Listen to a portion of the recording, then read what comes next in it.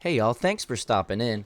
So a lot of people out there think electric cars are the future, and they might be, but currently, a lot of people don't actually understand how electricity is created to charge these cars or batteries, possibly similar to how a lot of people think that groceries on the shelves at the store just come from the back. And don't get me wrong, I think electric cars are cool. Personally, I don't think I would ever own one. I'm not a fan of needing to find a charging station. I've seen plenty of videos of people running out of juice, searching everywhere trying to get a charge on their car.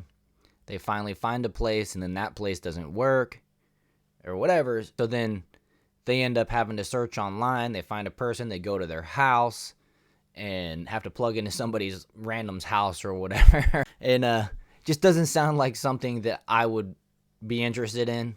Especially if you're talking about taking long trips where you have to recharge multiple times. You're talking about adding a significant amount of time to your trip, simply just charging, you know what I mean? And if you're like me, when you're driving across country or driving a far distance, you don't want to stop until you either have to get gas or you have to go to the restroom. And then at those moments, you'll get a snack or food or whatever, and then back on the road as fast as possible. A new obstacle has come up this winter when it comes to charging your car in these freezing temperatures that we're seeing all over the country, especially up north, of course. This one from the New York Post. Chicago area Tesla charging stations lined with dead cars in freezing cold. A bunch of dead robots out here. Let's check it out. Electric cars may be the way of the future, but it's clear there are some problems when it comes to charging them in Chicago's deep freeze. Oh, we got a bunch of dead robots out here. Dead robots. Dead Teslas packed the parking lot at this Tesla supercharging station in Oak Brook, a scene mirrored in other supercharging stations around the Chicago area. Man, this is crazy. It's a disaster, seriously. With temperatures falling into the negative double digits, these charging ports have stopped charging, leaving many Tesla owners stranded here in long lines since Sunday.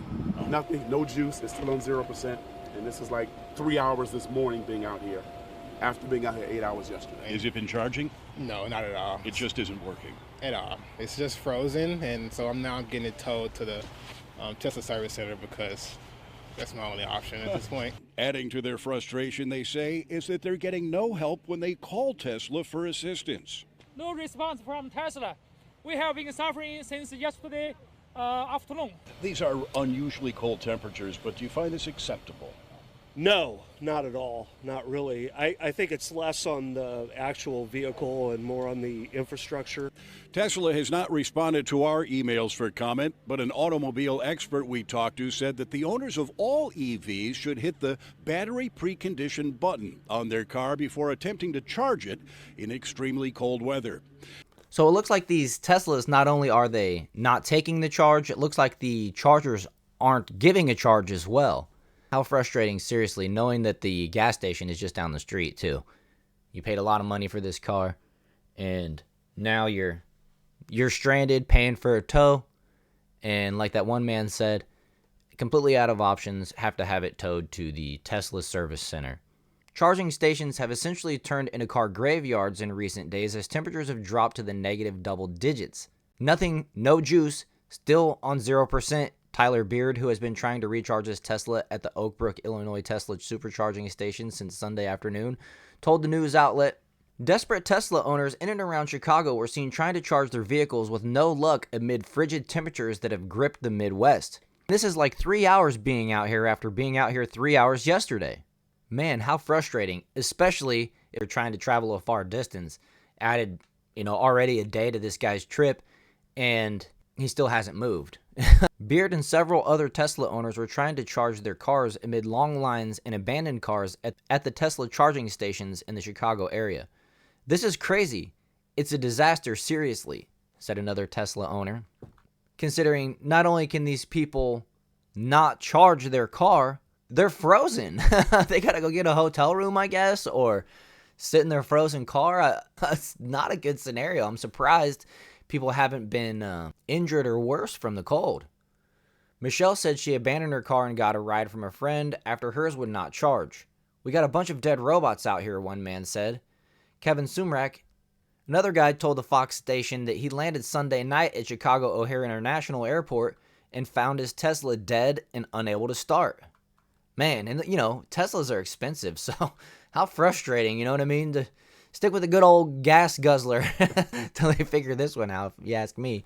He was forced to hire a flatbed tow truck to haul the vehicle to a working charging station. One expert told the news outlet, "You have to get the battery up to optimal temperature to accept a fast charge," said Mark Bielik of the Chicago Auto Trade Association.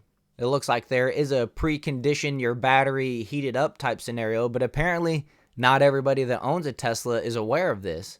I don't mind going to the gas station, and I'm aware of carbon emissions, and I'm not afraid of the carbon emissions that come out from my vehicle. If you've ever been to Florida, you can smell the swamp from 5 miles away.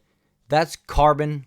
But if you go next to the highway, you can't smell the exhaust from the cars 200 feet away.